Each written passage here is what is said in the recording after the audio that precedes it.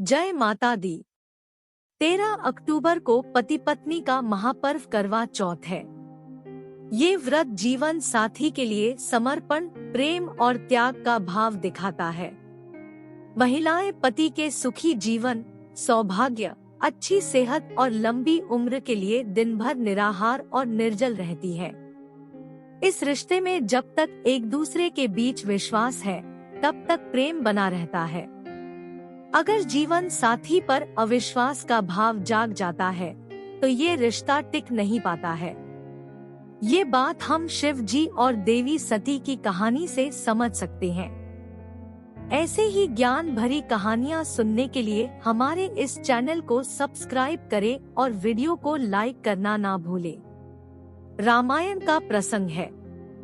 एक दिन शिव जी ने सती से कहा कि मैं राम कथा सुनना चाहता हूँ।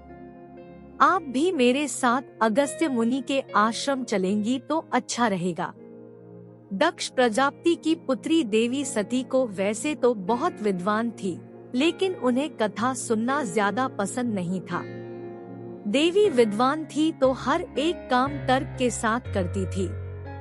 जब शिव जी ने रामकथा सुनने की बात कही तो देवी सती भी पति की इच्छा का मान रखते हुए साथ चल दी।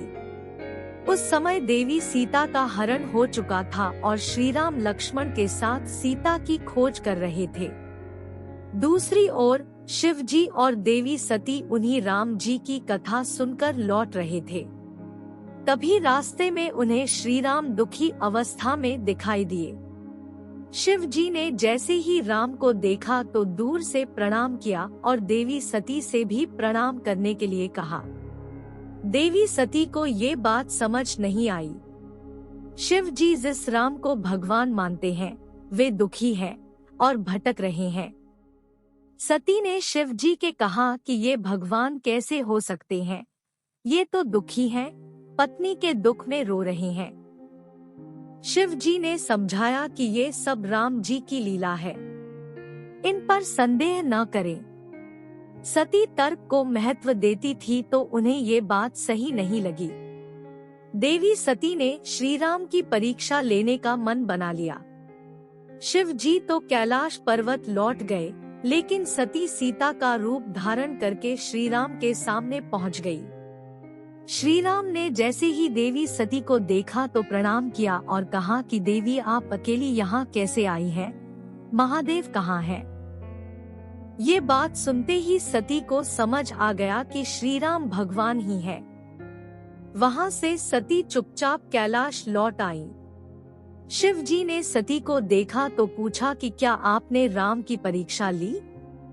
उस समय सती ने शिव जी से झूठ बोल दिया कि मैंने तो परीक्षा नहीं ली, मैं भी राम जी को प्रणाम करके लौट आई हूँ।